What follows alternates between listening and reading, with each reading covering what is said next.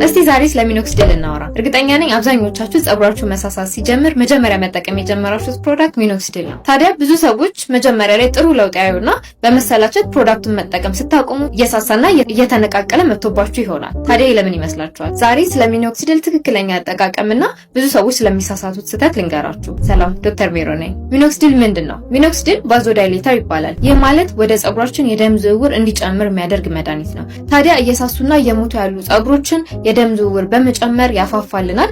እንዲሁም ደግሞ የጸጉራችንን የእድገት ፌዝ በማራዘም የጸጉር ብዛትና ዴንሲቲን ይጨምርልናል። ታዲያ ለምን አይነት የጸጉር መሳሳት እንጠቀመው? ሚኖክሲዲል እየሳሳ ያለ ጸጉርን እንጂ የተመለጠ ጸጉርን አይመልስልንም። በተለይ ወንዶች ላይ አንድሮጀኔቲክ አሎፔሻ የምንለው ከሆነ እስከ ደረጃ 4 ላለ የጸጉር መሳሳት ብቻ ነው መጠቀም የምንችለው። ከዛ በላይ ከሆነ ተጨማሪ መድኃኒቶች እንዲሁም የጸጉር ንቅለ ተከላ ሊያስፈልግ ይችላል። ሴቶች ላይ ደግሞ ከመሃል እየሳሳ ላለና ከፊት እየሸሸ ላለ ጸጉር ውጤታማ የሚባል ፕሮዳክት ነው። የሚኖክሲዲል አጠቃቀሙ እንዴት ነው? የሚቀባው ሚኖክሲዲል የምትጠቀሙ ከሆነ ጠዋትና ማታ የሳሳ ቦታ ላይ አፕላይ ማድረግ።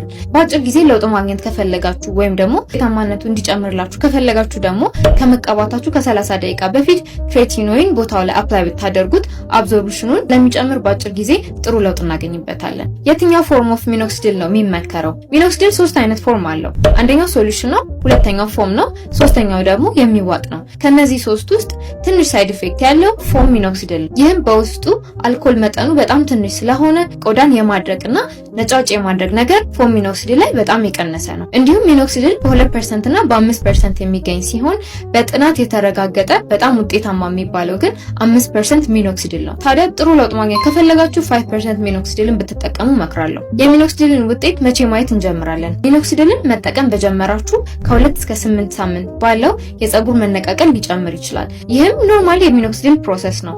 ታዲያ የሚኖክሲዲልን ሙሉ ውጤት ለማየት ከ3 እስከ 6 ወር መጠበቅ ይኖርብናል። ሚኖክሲዲልን እስከ መቼ ድረስ ነው መጠቀም ያለብን? ታዲያ ብዙ ሰዎች የሚሳሳቱት እዚህ ጋር ነው። ሚኖክሲዲል ለ6 ወር ወይ ለ1 ዓመት ተጠቅማችሁት የምትተዉት አይነት መድኃኒት አይደለም። ምክንያቱም የሚኖክሲዲል ውጤታማነት የሚኖረው እስከ ተጠቀማችሁ ድረስ ብቻ ነው።